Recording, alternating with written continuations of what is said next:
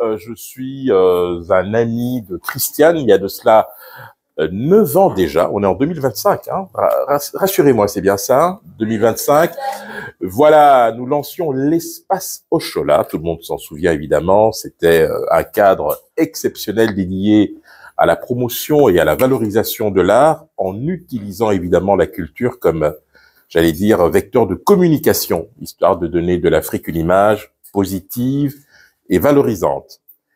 Les années ont passé. En 2020, Oshola s'est redéployé au Bénin et depuis 2 ans maintenant, eh bien, Oshola est de retour à Bruxelles dans le prestigieux quartier du Sablon. Et nous sommes extrêmement heureux de vous accueillir ici et cela n'aurait jamais été rendu possible sans la détermination, pour ne pas dire l'entêtement, l'obstination légendaire de Christiane Akpo, dont j'aimerais que vous puissiez saluer la présence parmi nous, s'il vous plaît. Applaudissements.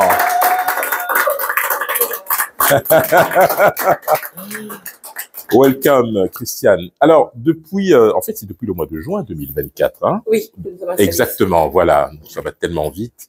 Et depuis donc le 6 juin, je pense, hein, 2024, le retour d'Oshola dans le quartier du Sablon, c'est d'abord une façon de bousculer les idées reçues.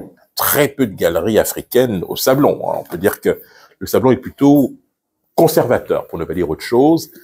Et donc, c'est un pari gagnant que Christiane a décidé d'opérer pour revenir ici avec, évidemment, des exposants, des expositions, des artistes extrêmement talentueux qu'elle se propose, évidemment, de mettre en valeur à l'image de Georges Hassani et François Amissi, dont vous avez la possibilité d'admirer les œuvres ici même et surtout d'acheter. Il suffit pas de regarder, il suffit d'agir aussi, histoire de promouvoir l'art et la culture. Alors, une fois par mois, eh bien, les Arpéros, c'est un concept novateur qui à la fois réconcilie la culture, l'art en général, mais aussi la tradition de networking à travers un apéro convivial. C'est le cas ici et c'est une opportunité que nous avons de vous remercier d'être présents et nombreux ce soir pour pouvoir participer à ce moment de convivialité.